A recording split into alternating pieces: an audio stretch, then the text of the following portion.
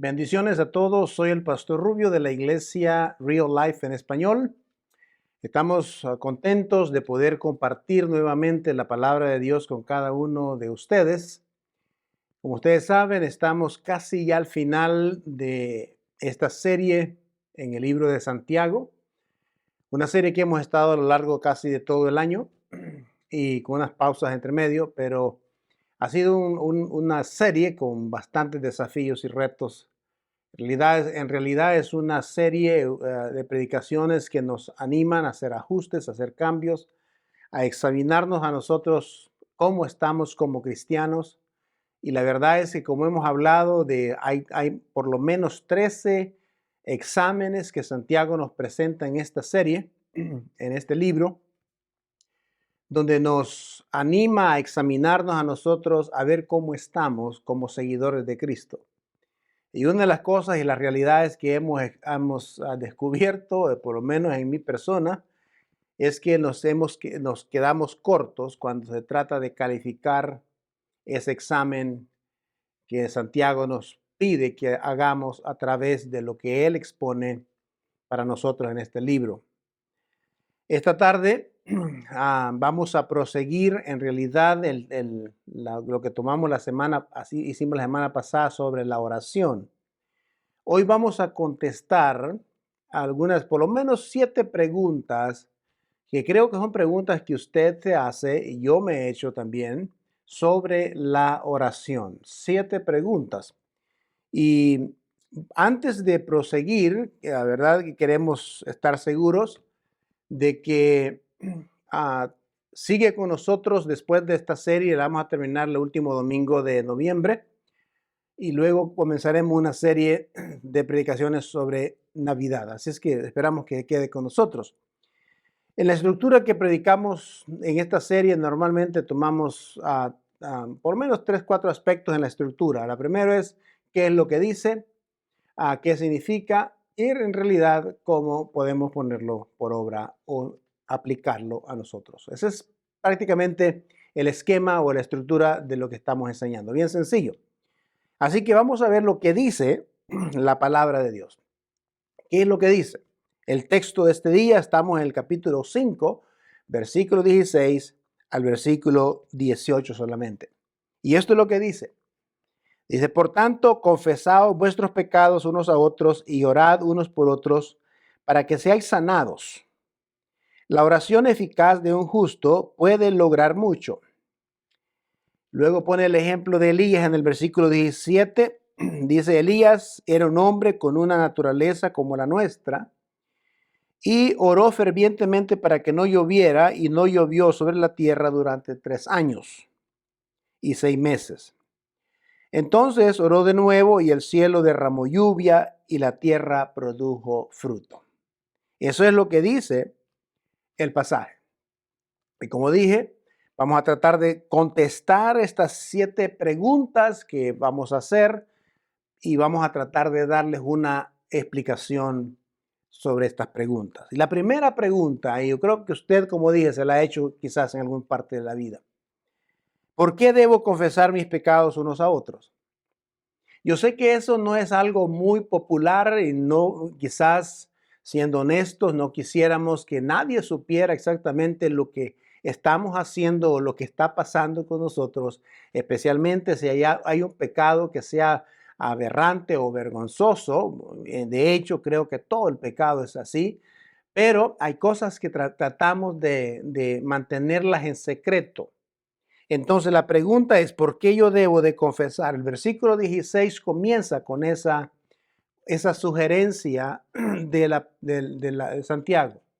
Dice, confesaos, confiésense sus pecados unos a otros.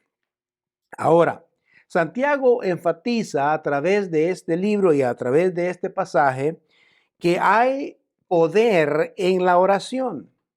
Hay poder en la oración y enfatizó también que si somos verdaderamente cristianos, todavía nosotros pecamos, ya sea contra Dios o contra otros seres humanos. Entonces, la palabra confesar en realidad significa estar de acuerdo con Dios en lo que nosotros hemos hecho. O sea que Dios ha establecido un parámetro y tiene una explicación de lo que es un pecado. Y la confesión de ese pecado significa en realidad de que yo estoy de acuerdo con lo que Dios dice de ese pecado y me pongo de acuerdo para hacer ajustes y cambios en mi vida. Se requiere perdón, se requiere restauración, se requiere arrepentimiento. Entonces, el hecho de que nos enseña de que debemos confesar los pecados unos a los otros es ponernos de acuerdo con Dios específicamente acerca de lo que estamos haciendo. Santiago en este pasaje por lo menos instruye a nosotros, a los creyentes que están luchando con buscar, por ejemplo, a un hermano fiel y confianza en Cristo que interceda por ellos ante el Señor. Dice, confiésense en las faltas unos a otros. Confesar nuestros pecados unos a otros es en el cuerpo de Cristo, en la iglesia con los creyentes. En realidad esto ayuda a romper la fortaleza que se crea cuando nosotros encubrimos un pecado. Hay una fortaleza que se edifica en frente de nosotros que no nos permite liberarnos de ese pecado y estar continuamente haciéndolo. Entonces, el hecho de confesar nuestros pecados derriba esas barreras, derriba esa fortaleza, el poder que ejerce el pecado, Satanás con su pecado en nosotros. Cuando una persona es liberada es porque ha hecho saber a otra persona ese pecado que ha hecho. Y de esa forma puedes derribar todas las fortalezas que el enemigo ha puesto de pena, de vergüenza, de culpabilidad. Y puedes derribarlas cuando una persona confiesa los pecados unos a otros, cuando alguien más conoce realmente la lucha o el problema que estás pasando. La confesión privada con Dios es necesaria y eso siempre ha sido así. Es necesaria porque queremos restaurar la comunión con Dios, obviamente. Pero, por ejemplo, si una persona ha cometido pecado contra otra persona o ha ofendido a otra persona, porque eso es lo que habla la siguiente pregunta que a contestar, nosotros tenemos que restaurar también esa comunión con la otra persona. En otras palabras, hay una relación horizontal que debe de ser arreglada, esa comunión, no relación, escúchenme bien, comunión, sí, y también arreglar la relación con los demás en la parte horizontal. Por eso la segunda pregunta a tratar esta tarde es, ¿debo confesar mi pecado contra aquellos contra quienes he pecado? La respuesta obviamente es sí, rotundamente sí. La Biblia está llena de versículos que nos hablan de ir y confesar nuestros pecados. Uno de esos ejemplos es José. José, el hijo de Abraham, que fue el segundo hombre más poderoso en Egipto, cuando llegó con sus hermanos, ¿verdad? Sus hermanos confesaron su pecado delante de él, unos a los otros se confesaron sus pecados que habían hecho. Y en fin, a través de la escritura hay muchos ejemplos de lo que estamos hablando.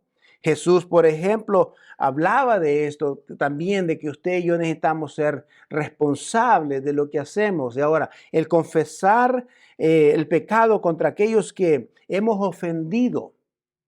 Mire, uno puede pretender, y esto es lo interesante, uno puede pretender de que usted puede tener una relación y una comunión buena con Dios de la forma vertical y tener una pésima relación horizontal.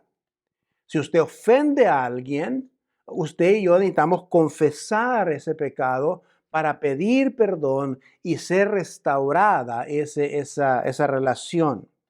Lo primero, siempre debemos de buscar el perdón del Señor, sin duda. Debemos de buscar el perdón del Señor, pero también es necesario que debemos buscar el perdón también de aquellas personas a quienes nosotros hemos ofendido. La tercera pregunta es, ¿qué dice la Biblia acerca de confesar la confesión de pecados a un sacerdote, por ejemplo, o a un líder religioso, porque no solamente en los sacerdotes se da esto. ¿Qué dice la Biblia en cuanto a eso? La Biblia es específica en este lugar. Primero, el concepto de confesión de nosotros como sacerdotes no nos enseña en ninguna parte de la Escritura de confesar nuestros pecados como sacerdote. ¿Por qué le digo esto? Porque el apóstol Pedro dice que usted y yo, si usted es cristiano y es seguidor de Cristo, usted es un sacerdote. Entonces, no hay una parte en la Biblia donde diga que usted debe de confesar los pecados a un sacerdote o a un pastor. Ahora, yo personalmente creo que la confesión es muy buena. La confesión ayuda a sacar todo lo que tú tienes, dolor, sufrimiento, resentimiento, amargura. Todo eso lo puede sacar y los psicólogos incluso enseñan de que usted puede descansar. Hay un descanso, hay una liberación cuando una persona confiesa los pecados, en este caso a un sacerdote. Lo que yo realmente no estoy de acuerdo es que ya ese líder religioso tome el lugar de Cristo y quiera absolverte del pecado que cometiste. Eso es totalmente antibíblico, primero porque la Biblia dice que hay un solo mediador entre Dios y los hombres. Nosotros confesamos nuestros pecados para ser perdonados, nuestros pecados, confesamos ese pecado a Dios directamente. Y no hay que olvidarnos de que esa abertura, ese acceso hacia el Padre Jesucristo fue por causa de Cristo. Cristo fue el que murió en la cruz y a través de su muerte, la Biblia dice que Él abrió el velo y tenemos acceso nosotros, cada sacerdote, cada cristiano, pues, tiene acceso al Padre. Entonces, una de las cosas es que la confesión de los pecados a un sacerdote no se enseña en ninguna parte de la Escritura, en ninguna parte, con el fin de que esa persona tome el lugar de Cristo para perdonarte tus pecados. ¿Por qué? Porque no tiene ninguna autoridad para perdonar tus pecados. La Biblia dice que el único que puede perdonar tus pecados es aquel que murió por nuestros pecados y de acuerdo a las escrituras hay una sola persona que ha muerto por nuestros pecados y ese se llama Jesucristo. Y Dios tiene, es el único que tiene el poder para perdonar. Nadie más tiene el poder de perdonar los pecados. Nosotros como humanos perdonamos ofensas, perdonamos algo que nos hicieron. Si alguien pecó conmigo, yo perdono, le perdono a esa persona, pero no puedo quitar y borrar su pecado. Yo no puedo. Es Dios el que perdona y quita y borra ese pecado de las personas. Número 4. ¿Qué es la oración eficaz? Porque el versículo que sigue habla de eso. ¿Qué es una oración eficaz? Ahora, quiero decir esto ahora quiero que mis oraciones sean efectivas. Obviamente, cuando usted ora por algo, quisiera que sus oraciones fueran efectivas, que fueran eficaces, o sea, que cumplan el propósito por el cual usted está orando.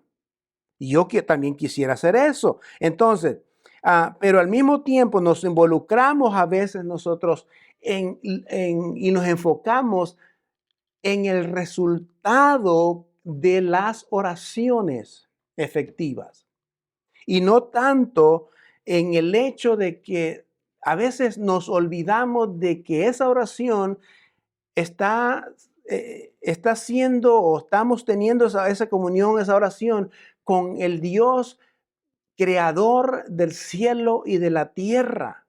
Entonces, por enfocarnos en los resultados de la oración efectiva, nos olvidamos de que con quién realmente estamos hablando y a quién deberíamos de darle la honra y la gloria, porque realmente Él es el Dios omnisciente, omnipotente, omnipresente y es el Dios que está con nosotros.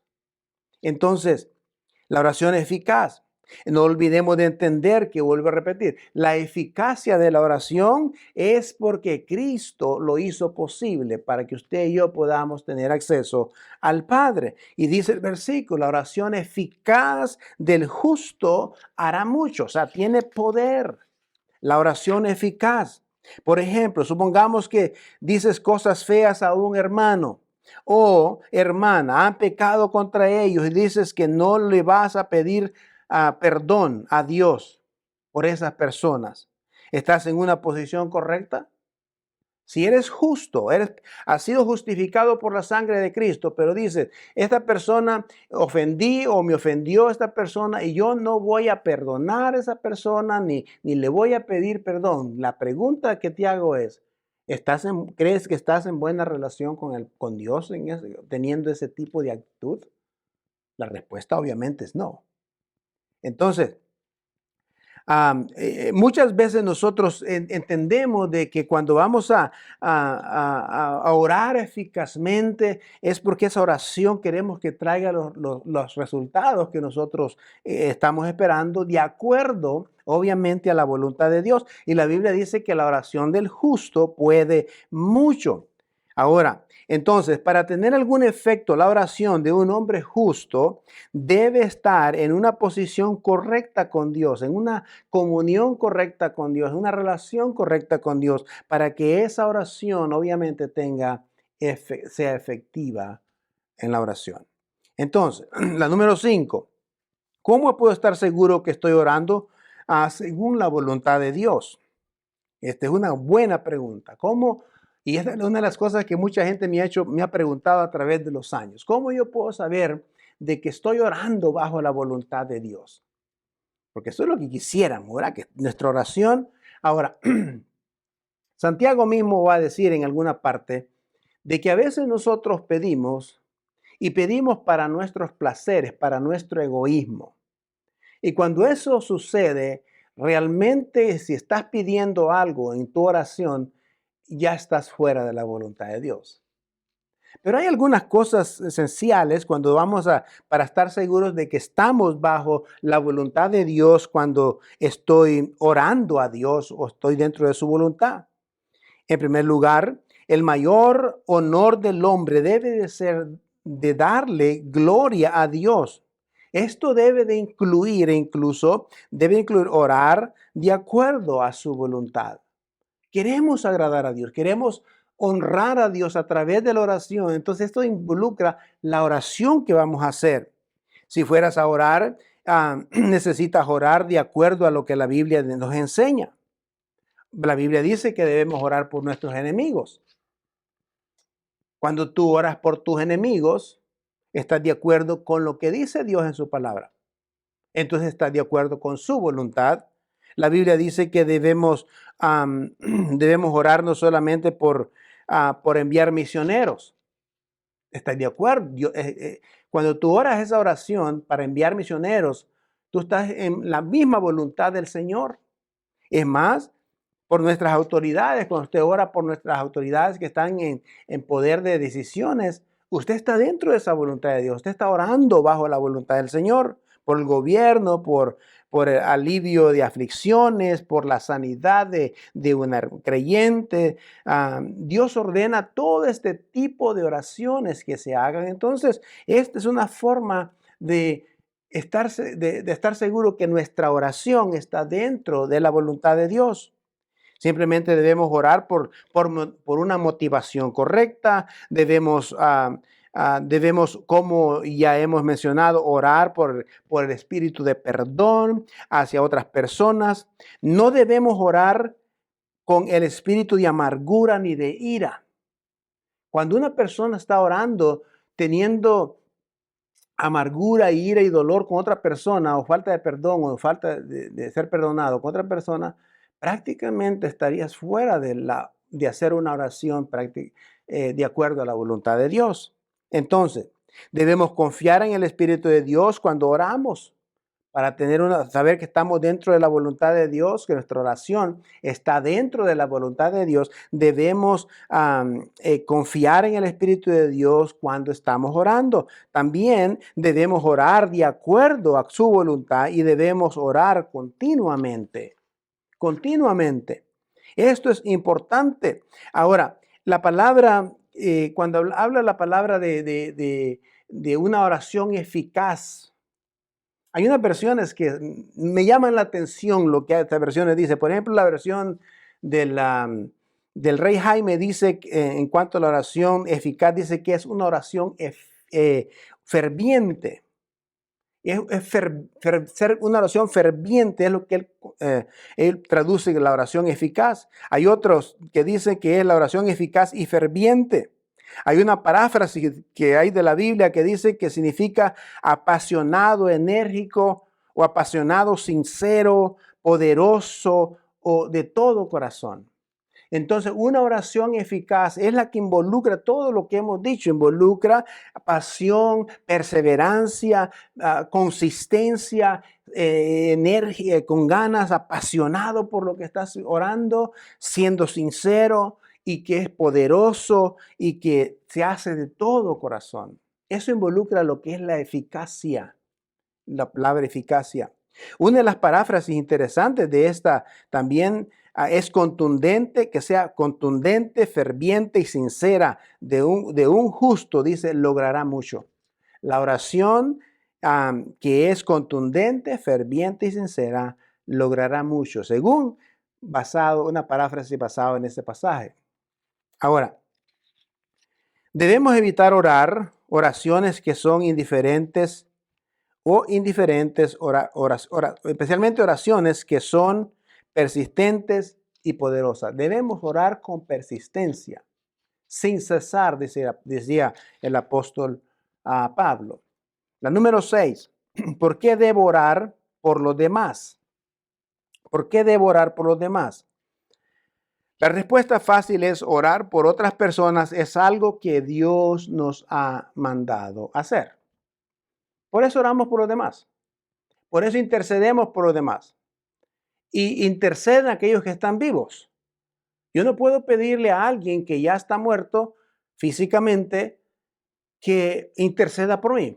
Entonces, la intercesión o el orar por los demás es una función de un cristiano que está vivo. Y eso es lo que Cristo nos enseñó que hiciéramos.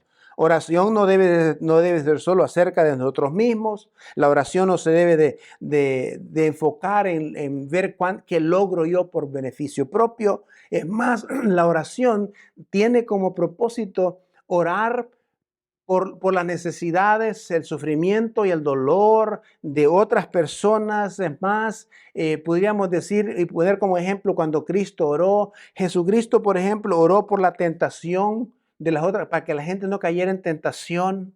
Oró, por ejemplo, por la unidad. Oró por la santificación, oró también por la salvación de otros, oró por los perdidos, oró para que los hermanos se mantuvieran en un camino correcto, oró para que los creyentes fueran fortalecidos en el Espíritu, oró para que fueran arraigados y cimentados en el amor, oró para que pudieran comprender el amor de Dios, oró para que fueran llenos de la plenitud de Dios. Ahora Jesús oró de todas estas formas y por eso es que nos anima a nosotros a orar por los demás, no solamente porque Él ordena nos dice que lo hagamos. Y eso refleja el amor que tienes por esa persona porque quieres la mejoría. Ahora, no estás orando para que esa persona pueda agarrar o tener todo lo que ella quiera, porque ese es el plan de la oración. A muchas personas, incluso cristianos, oramos tratando de ver si Dios me da todo lo que yo quiera. Y realmente ahí estaría fuera de la voluntad del Señor. Sí podemos orar por la salud, sí podemos orar por su matrimonio, podemos orar por la seguridad, podemos hablar por la protección, podemos orar por problemas económicos, podemos orar para que los líderes de nuestro país se dan buenas decisiones, en fin, podemos orar muchos uno por otro. ¿Por qué? porque eso es lo que Cristo nos ha enseñado a nosotros. Ahora, la iglesia, creo que como iglesia debemos orar por otros cristianos que son perseguidos, otros cristianos que están en fase prácticamente de juicios ahorita por predicar el evangelio. Debemos nosotros orar por otros. Por esa razón es que nosotros oramos por otras personas o intercedemos por otras personas. La número 7, y para terminar, ¿por qué debo de tener un amigo de rendir cuentas? Y este último punto quizás no está dentro del esquema de lo que dice el versículo, pero creo que es una cosa muy importante cuando se trata de confesar nuestros pecados unos a otros, cuando se trata de una oración eficaz y todo lo que hemos hablado. Creo que es importante que como cristianos tengamos un amigo a quien nosotros demos cuenta. ¿Y por qué esto es importante? Primero, porque la edificación en una relación de dos amigos, varones o dos mujeres, porque debe de ser, tu amigo de dar cuenta debe de ser de tu mismo sexo, para que puedas, para que sea ético, obviamente, esa relación. Y lo que quiero decir con esto es que cuando hacemos eso, nosotros debe estar enfocado en el estímulo a seguir adelante, debe estar enfocado en la edificación de la otra persona, de edificar y no solamente traer a arrepentimiento, pero traer a restauración un hábito pecaminoso quizás que esté pasando en la persona. Así que cuando una persona tiene un amigo de dar cuenta, hay un gran beneficio. Hay un gran beneficio, pero igual hay algunas cosas que usted y yo tenemos que tener cuidado cuando elegimos a un amigo para que sea nuestro compañero de dar cuenta, compañero de oración. Cuando usted está pasando por una tentación, un problema serio, usted tiene ese amigo con quien usted puede compartir lo que está pasando. Ahora, esto dije que nosotros debemos de que el amigo debe ser igual o que crea igual de preferencia. Yo creo que debe ser mejor así. Debe ser cristiano, que sea un cristiano maduro, un cristiano fundamentado en las escrituras, un cristiano que te ayude o te guíe hacia buscar el perdón en Cristo, que no trate él de solucionarte el problema porque no puede, sino que te guía aquel que tiene la solución de perdonar tu pecado y limpiarte de todo pecado. Entonces ese amigo debe tener esas características, debe ser un creyente, debe ser una persona entregada al Señor, debe ser una persona que su prioridad es la palabra de Dios, debe ser una persona del mismo sexo, dije, es importante eso, pero más que todo que ese socio debe de ser una persona que debe ser un cristiano fundamentado para que pueda ayudarte. En segundo lugar, ese socio responsable debe de ser alguien en quien usted pueda confiar que es honesto, que es íntegro, que no va a ir a diseminar todo lo que usted compartió con él, que sea una persona que dé muestras de honestidad y de muestras de templanza como cristiano. El dar cuenta es importante. Su compañero de rendición de cuentas debe ser alguien de su mismo género, obviamente. Vuelvo a repetir eso porque a veces existe el mal concepto, ¿no? De que, sí, yo puedo tener una amiga de dar cuenta. No, no, no, no. Debe de ser un varón. Si usted es varón, debe ser un varón. Si usted es una dama, debe ser otra dama. Punto. Para evitar otros problemas más serios que vengan a la vida. Debemos esperar que nuestro compañero, esto es importante, que ese compañero nos llame la atención, que nos confronte con la palabra, que sea directo, que sea honesto contigo, que no tenga temor de decirte si estás mal y que pueda animarte cuando estás bien. O sea, que sea alguien quien pueda decirte la verdad, que no vaya y te sobe la espalda y te diga que todo está bien y que todo va a ir bien cuando realmente el problema quizás sigue ahí y va a ser serio. Entonces necesitas una persona que sea alguien quien use la palabra correctamente y te guía a Dios, pero que no sea, ¿cómo se dice? Que trate de darte por el lado fácil, que vaya a alimentar más bien tu ego y todo eso. No, alguien te confronte con la realidad. Eso es un buen socio, un buen compañero de dar cuenta. Dicho esto, su compañero de dar cuenta debe ser alguien que prioritice la palabra de Dios en su vida de él primero y luego que la priorice en ti también. No es alguien que esté tratando de solucionar los problemas por sí solo, sino que debe ser alguien quien te va a guiar a Jesucristo.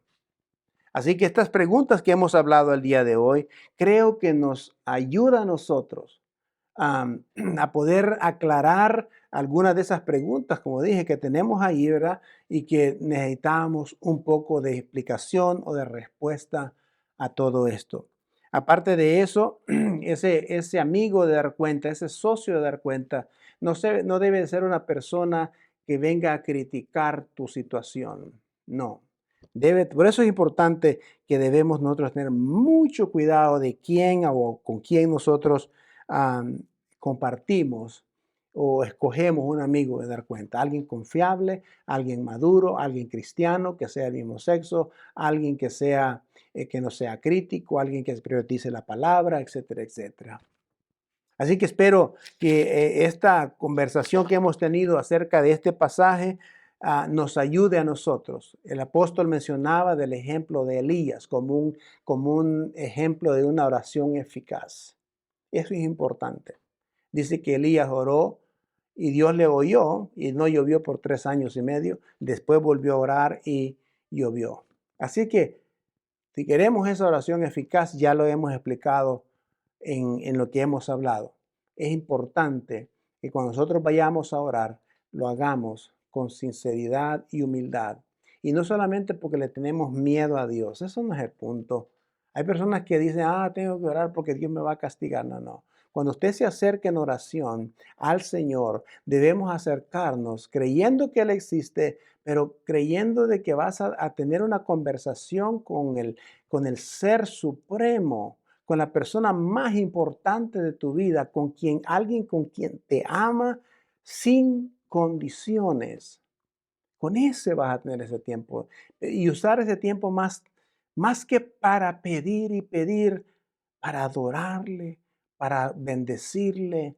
Ya viene hoy en este día, estamos teniendo una comida de acción de gracias y viene la otra semana, el día de acción de gracias, donde nos juntamos para dar gracias a Dios. Y esa es parte de la oración, de dar gracias a Dios por todo lo que Dios nos ha dado y lo que ha proveído durante el año.